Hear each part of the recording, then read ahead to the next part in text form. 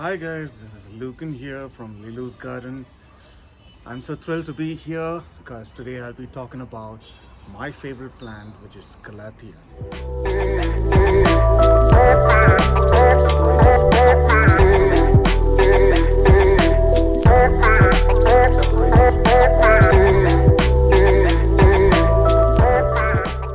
Calathea is a genus of flowering plants belonging to family Marantaceae. They are commonly called Calathea, also prayer plants. About 200 species formally assigned to Calathea are now in a genus called as Geopertia. Calathea currently contains around 60 species. Calatheas are a native of tropical America. Many of these species are popularly for the ornamental purpose, to design your interiors, your living room as such. Calatheas are such a beautiful plant because of the kind of foliage they have. They have a variety of foliage, leaf. They have variegated leaf, in fact, lot of designs in it. So the moment you get into any of the nurseries, if you plan to go purchase a plant, right, you would have seen a flower plant. However, when you go through the entire nursery, the eye catcher in the nurseries are these Calatheas. So they have variegated types of leaves, as I mentioned earlier, which is of a color of red, orange, white, and so on. Now, if you look at the back of the Calathea, it is always a burgundy color or a maroon color, which is the beauty of the leaf. And during the night times, the leaves fold, and in the morning, the entire leaf unfurls to the morning sunshine, in fact. And if you look at the small sprouts which is coming out, it looks like a cigar rolled up just to go and unfold itself for the morning sunlight. So the lighting condition which requires for Calathea is low to medium light. Never expose them to a bright sunlight because it might damage their foliage.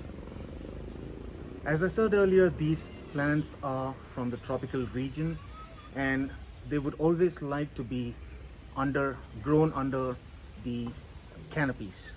So Calatheas, to mimic their natural habitat, they always like to be in a high humidity place.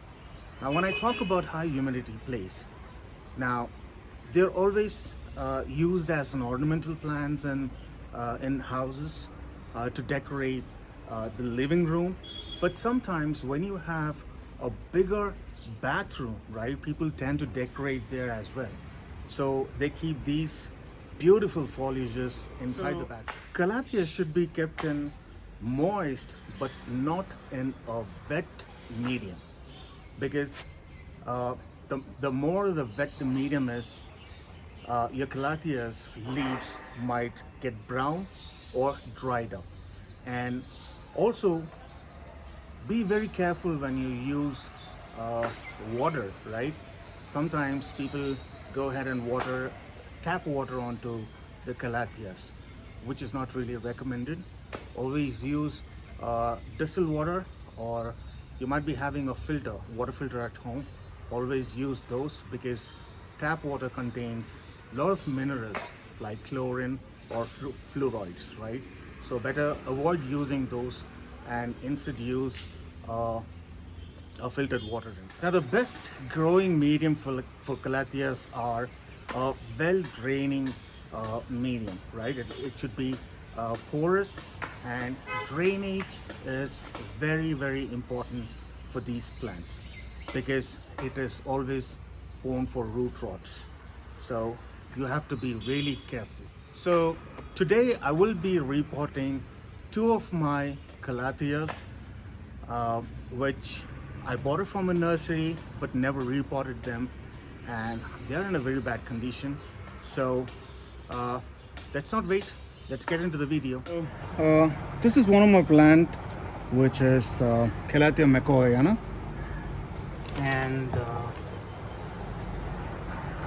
and another one. So I'm going to repot these two plants, this and this, right? So it's in a very bad shape, and I'm going to repot that. So for which, like I said, we're going to create the kind of the forest kind of thing, right? So I have some dried leaves, right, which I just collected from my neighborhood, and I have some tree box. So I'm gonna have this tree box, and one part of leaf,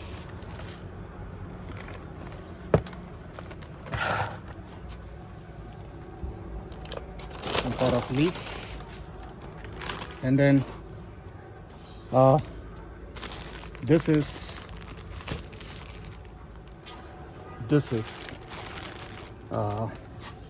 some river sand. Gonna use some river sand for good drainage, right? And can use vermicompost, a little bit of vermicompost,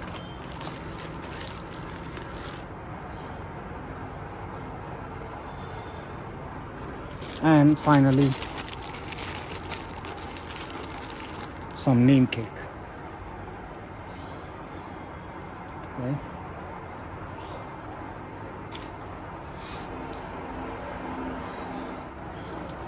You can also use some perlites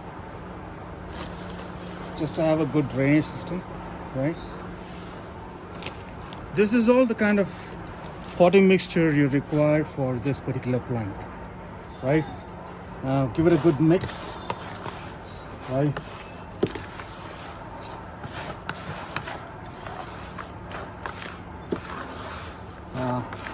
If this plant is going to get this kind of a potting mix, it's going to be really happy, and you get a good and a better foliage as well, which will be beautiful.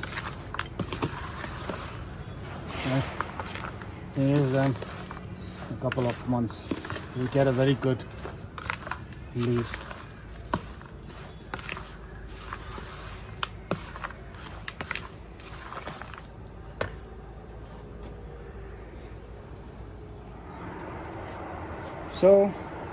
So we're done with the potting mix. So let's keep this aside.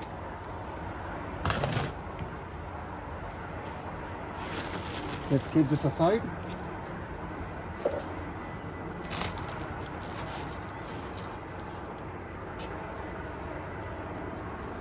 And slowly try to pull up this plant. So if you look at it, I had kept this not in the direct sunlight, and it was under my greenhouse under the shade, but still, it affected its leaf. So I'm going to repot it, but again, if you look at it, you kind of see new leaves sprouting, and so it means that the roots are really good, so that this would be the right time for me to go and repot this plant, right? So let me go and pull this out.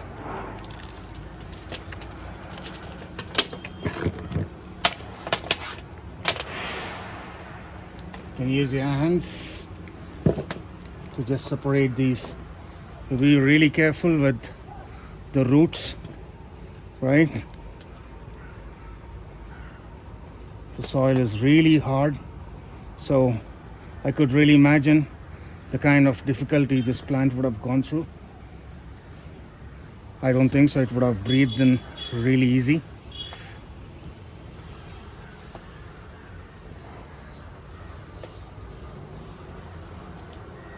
got to be really careful while, taking these roots.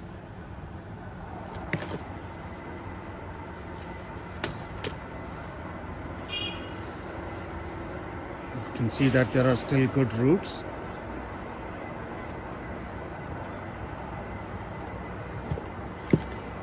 So what we do is, once we take this off, we'll dip this into a fungicide so that further the roots does not rot, or if there is any issues with this root, it can rectify itself with the fungicide which we're going to use. So I'm not going to use any fungicide which I bought from the shop. I'm going to use a natural fungicide, and which we use on a daily in our kitchens as well, which is called as cinnamon. I'll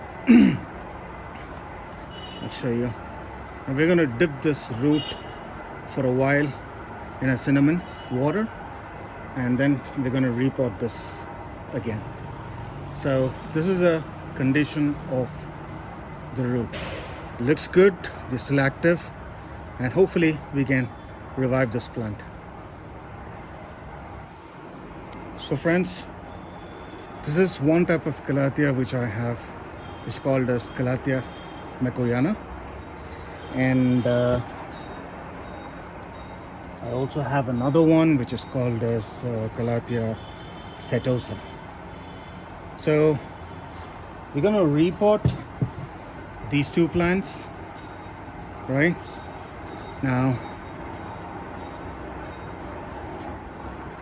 So as we said, we're going to mix some cinnamon powder, the best fungicide. So I'm going to mix this.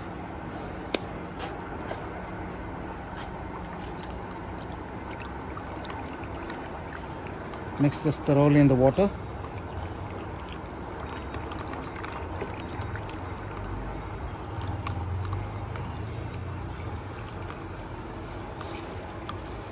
So that after we pot, we don't have any kind of a root rot. So we're going to dip this plant inside for a while. Right? Keep it aside. In the meanwhile, let me also go out and pull out this plant out. So the only way to save this plant was to cut a pot.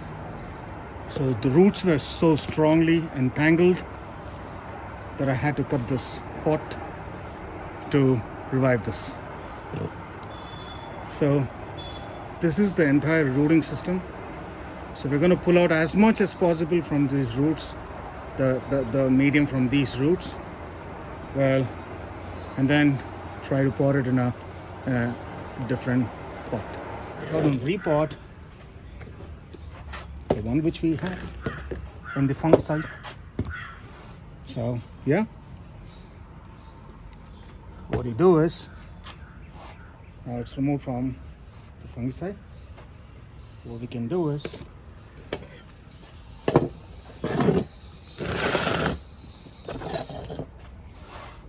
put some stones so that the water perfectly drains out, making way to the water to pass through the pot. Put some media down.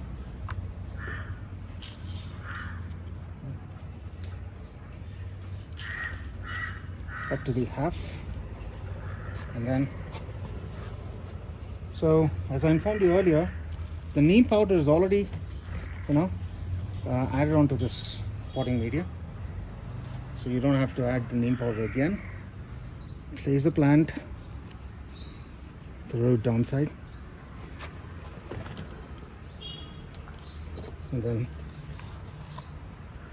start filling it with the media.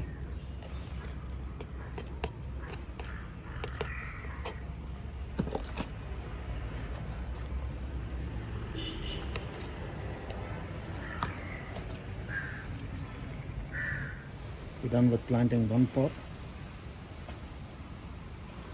And for the first time, when you water a plant, water it thoroughly so that the water reaches the entire root system, right? Because it's a new pot, new medium. It's always advised to go out and water it thoroughly. I'm just going to use the same fungicide water, you know.